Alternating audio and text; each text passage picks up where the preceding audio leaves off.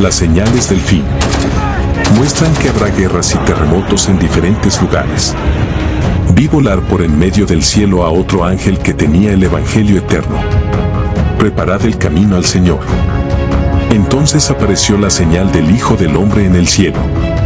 Pronto aparece en el este una pequeña nube. Es la nube que envuelve al Salvador. Los sepulcros se abren y muchos de los que duermen en el polvo de la tierra serán despertados.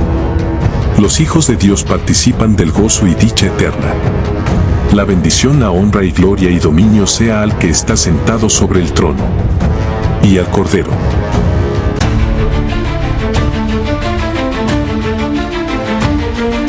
Es para mí un privilegio compartir nuevamente con ustedes la palabra de Dios en este mensaje de actualidad que compartiremos en esta hora.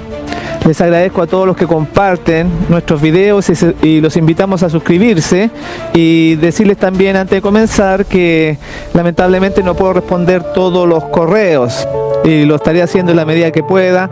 Gracias a todos los que me escriben, a todos los que me llaman, y que el Señor les bendiga mucho a cada uno de ustedes. Hoy compartiremos esto que está sucediendo donde León XIV está atacando a Cristo, aunque ellos lo niegan, pero vamos a ver cómo ese sistema jerárquico está trabajando en la actualidad.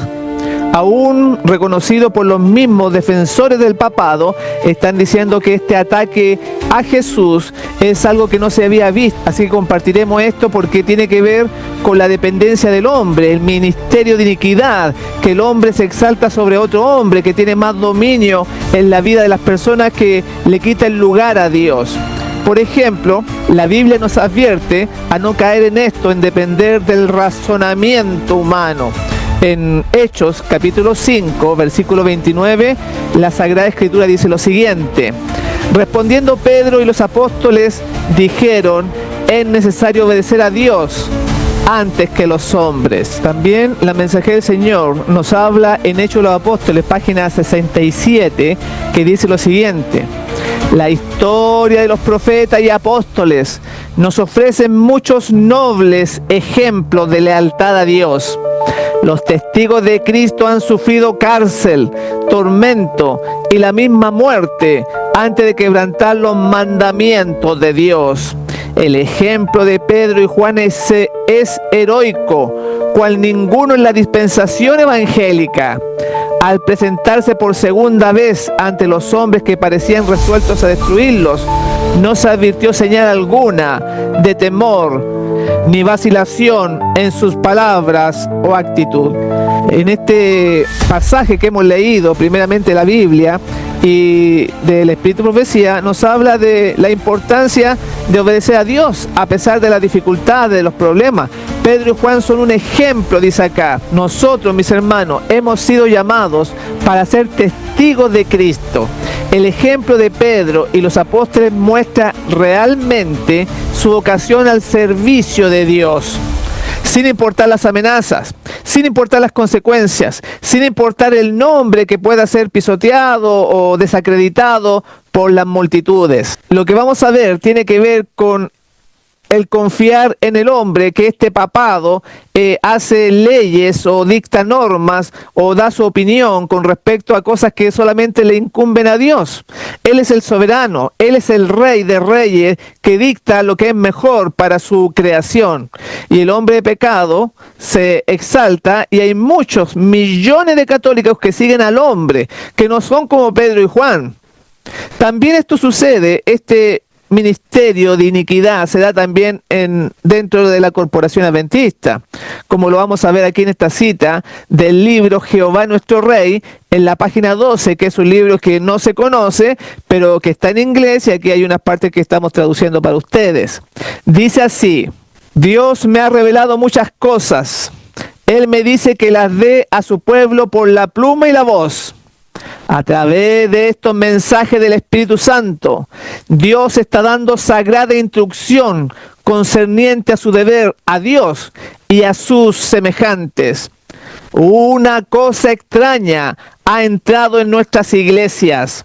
hombres que son puestos en posiciones de responsabilidad, que pueden ser los auxiliadores prudentes de sus compañeros obreros, han venido a suponer que ellos eran como los reyes y gobernantes de las iglesias. Dicen a un hermano haga esto, a otro haga así, a otro es seguro laborar en esta y de esta forma y esta manera.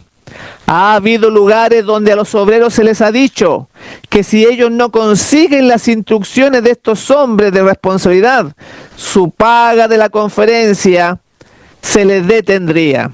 Aquí tenemos un ejemplo de este poder monárquico de dirigentes, de pastores, de religiosos que imponen su voluntad. En este caso, está hablando de que la conferencia amenaza a los pastores, o aquí le llama obreros, de quitarles el sueldo si no hacen lo que ellos estipulan que es correcto. Y ese proceder ha seguido durante décadas y décadas, como el hombre se posiciona como Dios, un semidios para gobernar la mente y las conciencias de aquellos que honran a Dios solamente a medias. Este mismo principio es el principio del papado, que está atacando, como recién dijimos, a Cristo, imponiendo su pensamiento, sus leyes, y lo que vamos a ver a continuación tiene que ver con ese proceder monárquico, como un monarca, un dictador, y que también se da en la iglesia adventista, como lo estamos viendo. Bueno, vamos a seguir con la cita antes de pasar a este ataque del papado a Jesús.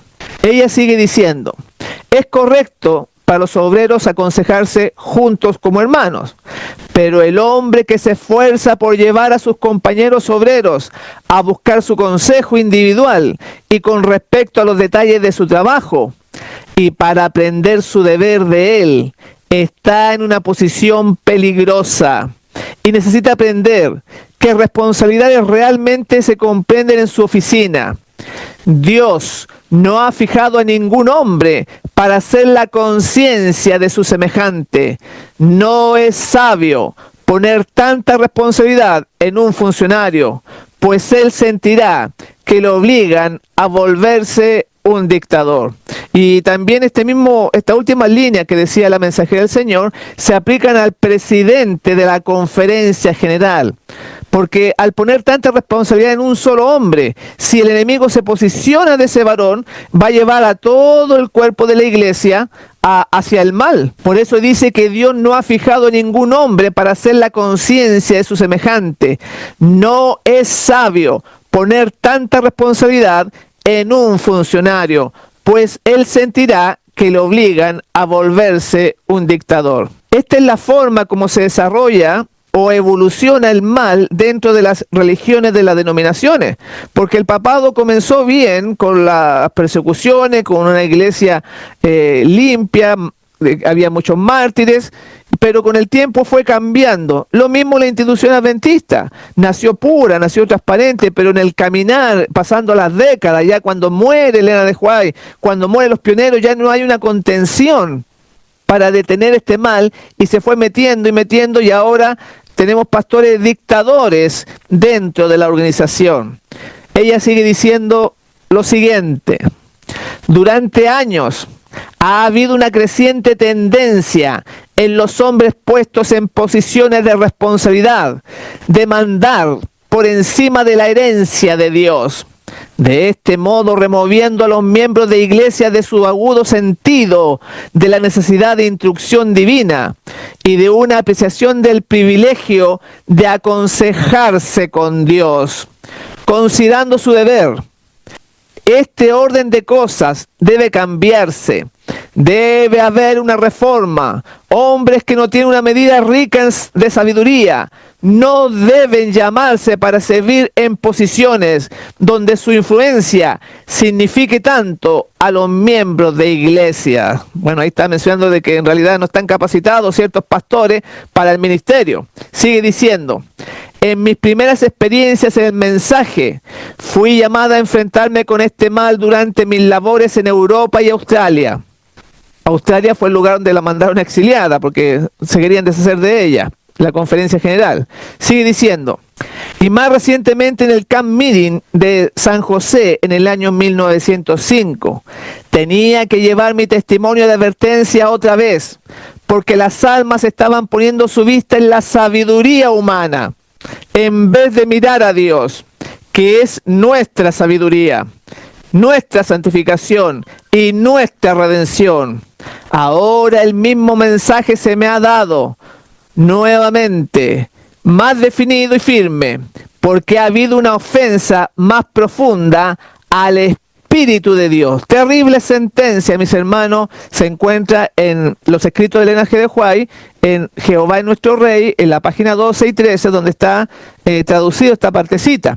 Este es uno de los elementos que no han querido traducir por algo, porque habla fuerte en cuanto a no depender del ser humano, a no tenerlos como semidioses, que ellos casi como los sacerdotes católicos actúan dentro de la iglesia.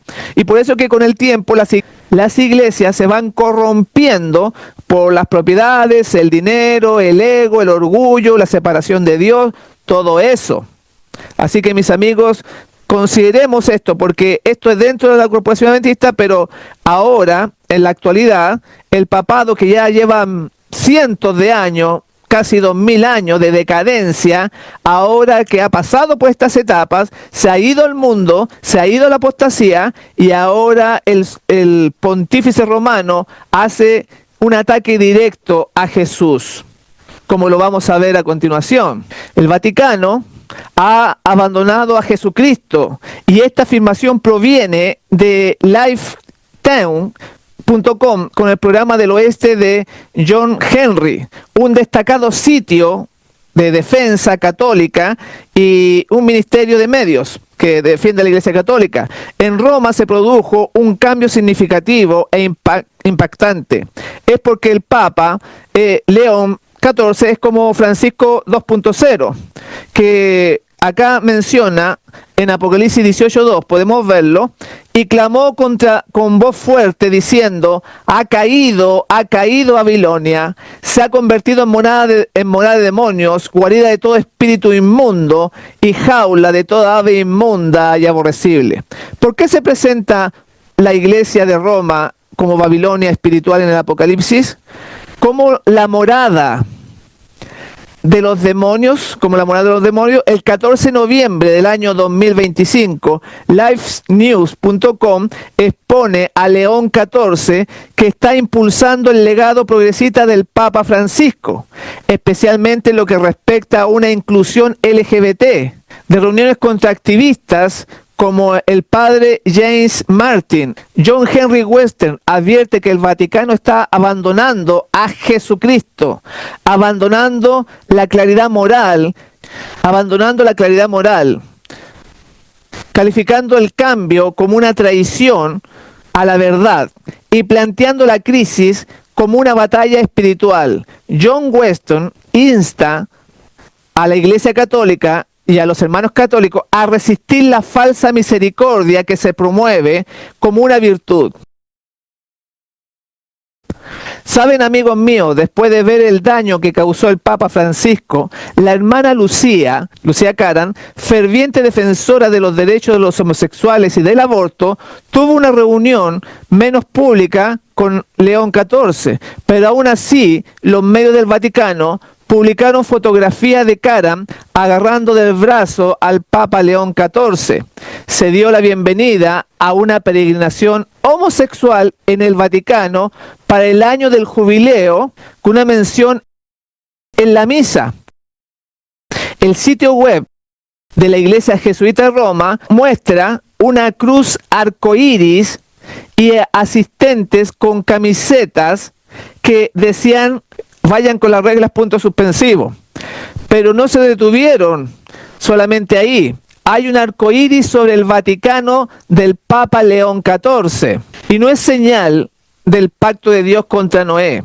El propio León XIV está dando a entender que en efecto es lo que muchos decían que era desde el primer día. Francisco o este Papa León XIV, CO2, que continúa, queremos decir que continúa con el legado del Papa Francisco, esto realmente, mis hermanos, es sorprendente.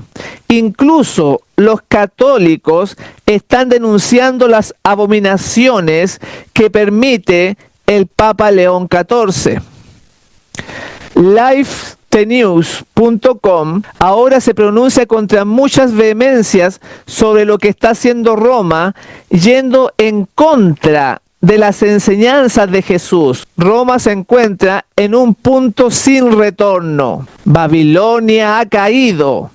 Están cumpliendo la profecía como una superpotencia mundial que atacará y formalizará lo que la Biblia llama pecado. El Papa Francisco, o León XIV 2.0, es simplemente una continuación de lo que el Papa Francisco ha comenzado. El mes del orgullo LGBT suele celebrarse en junio, pero parece que en el Vaticano se lleva celebrando desde hace mucho tiempo. Les acabo de comentar algunas de las locuras que León XIV está permitiendo y promoviendo allá en los últimos 2 meses. Uno de los primeros nombramientos episcopales de León XIV diera su pleno respaldo a una misa LGBT en San Diego. Cito lo que dice John Weston y estoy de acuerdo. ¡Qué locura! León XIV está promoviendo, permitiendo y apoyando una misa LGBT completa en San Diego. ¡Wow, mis amigos! Esto es solo el comienzo. Les habían dicho que mantuvieran la calma y confiaran en el Papa León XIV. Les habían dicho que mantuvieran la calma y confiaran en el Papa León XIV. El video que estamos presentando dice: solo tengan paciencia, confíen en el Papa León XIV. Ese es el problema, queridos amigos. Durante muchos siglos han depositado su fe en simples hombres y en la confianza de los papas, en lugar de seguir a Jesús en el lugar santísimo del santuario. Se nos prometió que sería el Papa de la esperanza y el cambio. Eso suena un poco como Obama, pero está muy claro que las medidas que tomó después de su elección se debieron a que no estaba contento de hacer esto. La gente se ha aferrado a este tipo de promesas de esperanza hasta ahora. Pero por más perturbador que resulte ver una peregrinación de activistas homosexuales, el video muestra actos perturbadores de homosexualidad en la iglesia de Roma. Esto es lo que estamos comentando, mis amigos, que ellos siguen al hombre, pisoteando la palabra de Dios. Las palabras del hombre tienen más fuerza, más influencia en las sociedades que siguen la religión caída de Roma y que también puede estar dentro de la corporación adventista. Muchos hermanos ponen su fe, su esperanza en los pastores. Ahora vamos a citar textualmente lo que dijo. Los católicos no están contentos.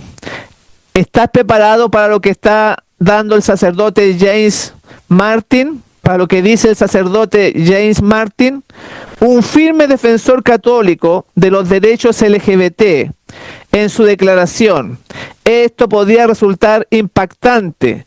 Lo que realmente rompió la ilusión fue la audiencia privada de León XIV y las fotos oficiales del Vaticano contra el padre James Martin.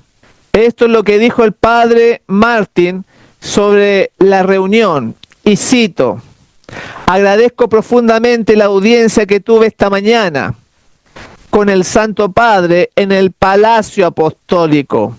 El mensaje que recibí fue que el Papa León continuará con la misma apertura que Francisco mostró hacia los católicos LGBTQ. Encontré que el Papa León encontré al Papa León alegre, relajado y sereno. Es un placer estar con él. Fin de la cita. Esto sí que es un asunto importante. Es un asunto importante por dos razones.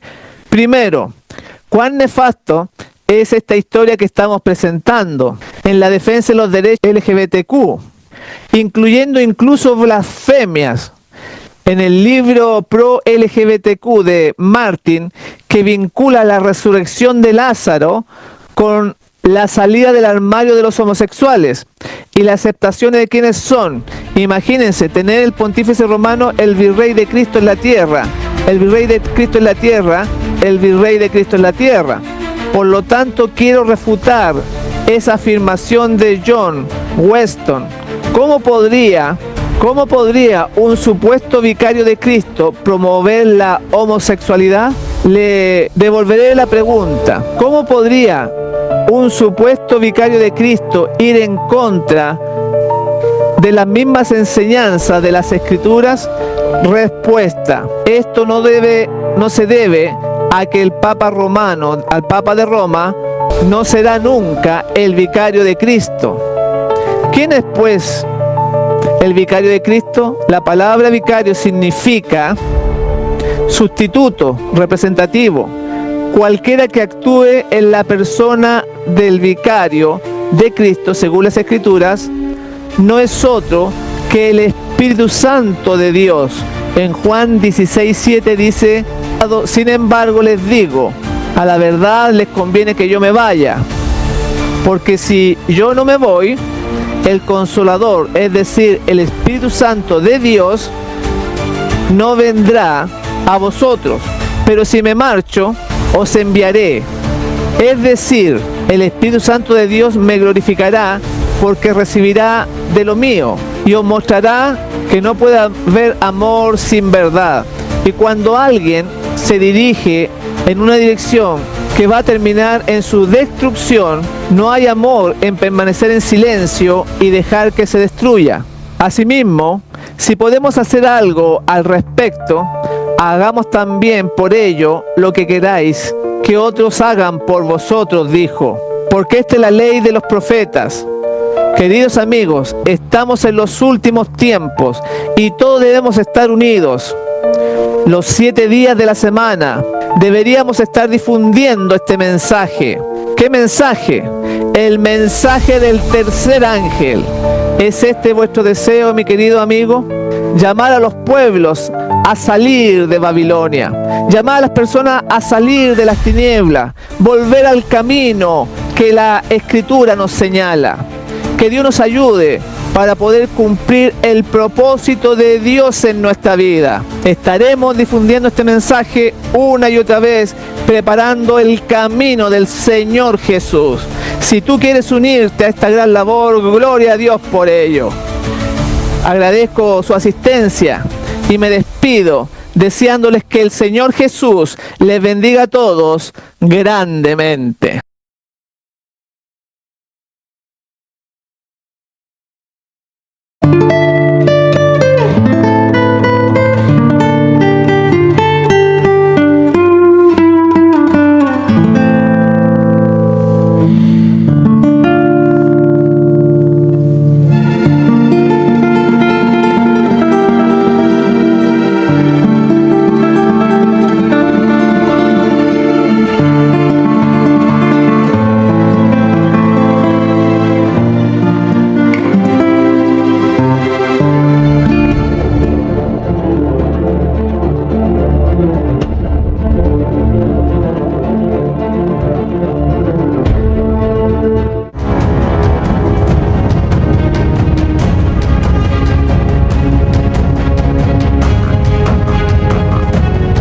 La verdad presenta el conflicto de los siglos.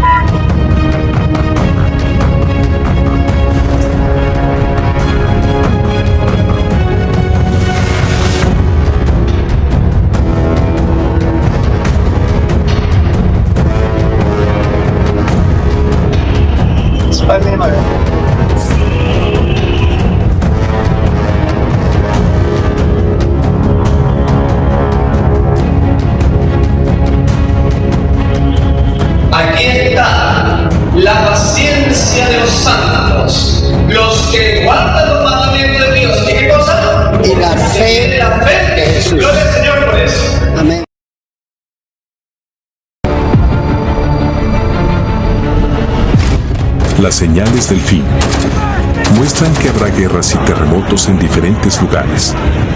Vi volar por en medio del cielo a otro ángel que tenía el Evangelio eterno.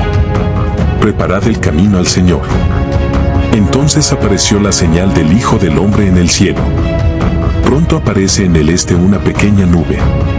Es la nube que envuelve al Salvador.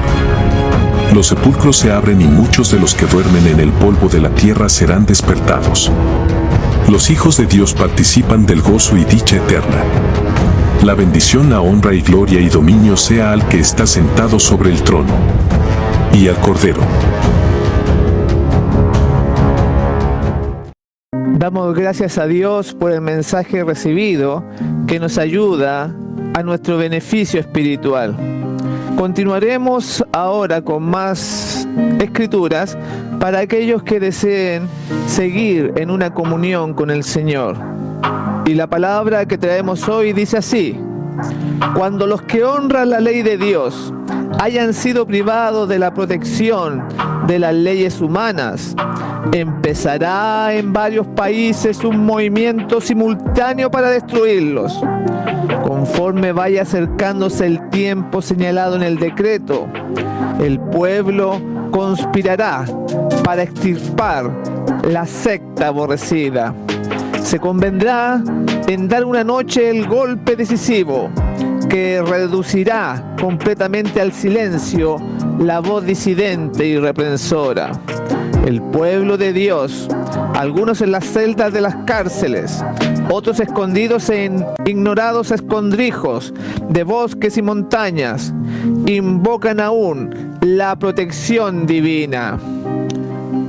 Mientras que por todas partes, compañía de hombres armados, instigados por legiones de ángeles malos, se disponen a emprender la obra de muerte.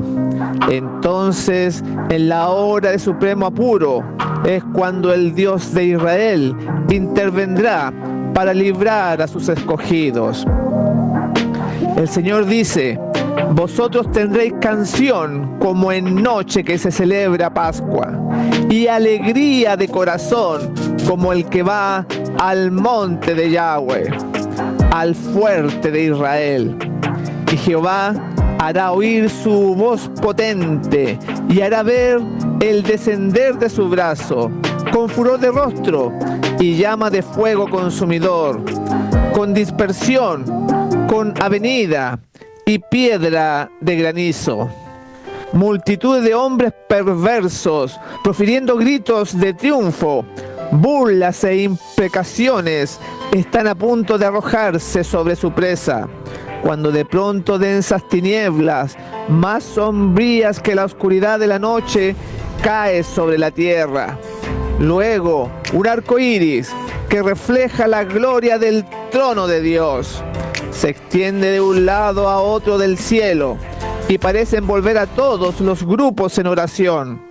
Las multitudes encolerizadas se sienten contenidas en el acto. Sus gritos de burla expiran en sus labios. Olvidan el objeto de su ira sanguinaria. Con terribles presentimientos, contemplan el símbolo de la alianza divina y ansían ser amparadas de su deslumbradora claridad. Los hijos de Dios oyen una voz clara y melodiosa que dice: enderezaos, y al levantar la vista al cielo, contemplan el arco de la promesa. Las nubes negras y amenazadoras que cubrían el firmamento se han desvanecido, y como Esteban, clavan la mirada en el cielo y ven la gloria de Dios y al Hijo del Hombre sentado en su trono. En su divina forma distinguen los rastros de su humillación y oyen brotar de sus labios la oración dirigida a su Padre y a los santos ángeles. Yo quiero que aquellos también que me has dado estén conmigo en donde yo estoy. Juan 17:24. Luego se oye una voz armoniosa y triunfante que dice: helos aquí, santos, inocentes e inmaculados. Guardaron la palabra de mi paciencia y andarán entre los ángeles. Y de los labios pálidos y trémulos de los que guardaron firmemente la fe, sube una aclamación de victoria. Es a medianoche cuando Dios manifiesta su poder para librar a su pueblo. Sale el sol en todo su esplendor. Sucédense señales y prodigios con rapidez. Los malos miran la escena con terror y asombro, mientras los justos contemplan con gozo las señales de su liberación. La naturaleza entera parece trastornada.